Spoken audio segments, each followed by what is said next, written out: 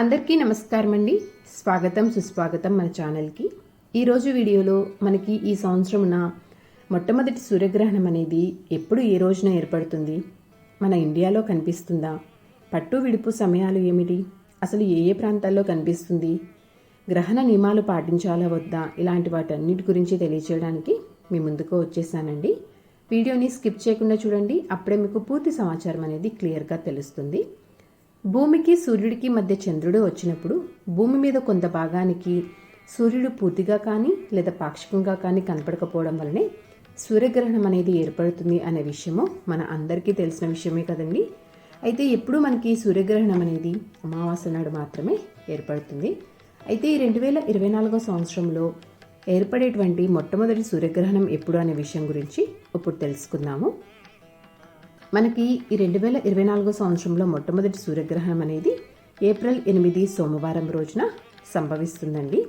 ఈ గ్రహణము సంపూర్ణంగా ఏర్పడనుంది. ఈ గ్రహణాన్ని రాహుగ్రస్త సంపూర్ణ సూర్యగ్రహణం అనేటువంటి పేరుతోటి పిలుస్తారు. అయితే ఇప్పుడు ఈ గ్రహణం యొక్క భారత కాలమాన ప్రకారం ఉన్నటువంటి పట్టు విడుపు సమయాలు చూసుకుంటే కనుక పట్టు సమయము ఏప్రిల్ 8వ తేదీన రాత్రి 9:12 ఈ గ్రహణం యొక్క మధ్య సమయము ఏప్రిల్ 8 రాత్రి 11:47 విడుపు సమయము అర్ధరాత్రి 1:25 ఈ గ్రహణం యొక్క మొత్తం పూర్తి కాలం చూసుకుంటే కనుక 4:39 ఉంటుందండి.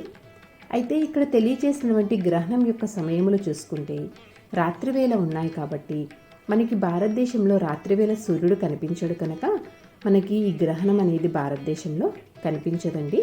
కాబట్టి భారతదేశంలో నివసించేటువంటి ప్రజలు గ్రహణ నియమాలను కానీ సూతకాలంని పాటించాల్సినటువంటి అవసరం లేదు.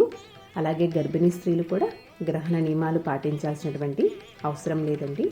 అయితే ఈ గ్రహణం అనేది ఏ ఏ ప్రాంతాల్లో కనిపిస్తుంది అంటే పశ్చిమ యూరప్, ఉత్తర దక్షిణ అమెరికా, పసిఫిక్, అట్లాంటిక్, ఆర్కిటిక్ మహాసముద్రాల నందు, అమెరికాలో Texas, Mexico, Missouri, Indiana, Ohio, New York, Los Angeles, Colombia, Canada, island, Guatemala, Cuba, Bermuda, Bahamas, Greenland, Portugal ప్రాంతాల నందు ఈ గ్రహణం అనేది కనిపిస్తుంది.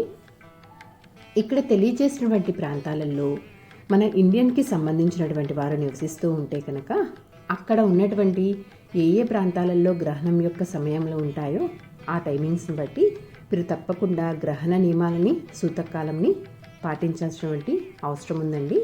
అలాగే గర్భిణీ స్త్రీలు కూడా ఇక్కడ తెలియచేసినటువంటి ప్రాంతాల్లో ఎవరైనా మన ఇండియన్కి సంబంధించిన గర్భిణీ స్త్రీలు నివసిస్తూ ఉంటే మీరు కూడా తప్పకుండా గ్రహణ నియమాలని గ్రహణ సమయంలో తీసుకోవాల్సినటువంటి జాగ్రత్తల్ని తప్పకుండా తీసుకోవాలండి. సో చూసారు కదండి, ఈ వీడియో మీకు తప్పకుండా ఉపయోగపడుతుందని అనుకుంటున్నాను. అలాగే మీకు నచ్చిందని అనుకుంటున్నానండి.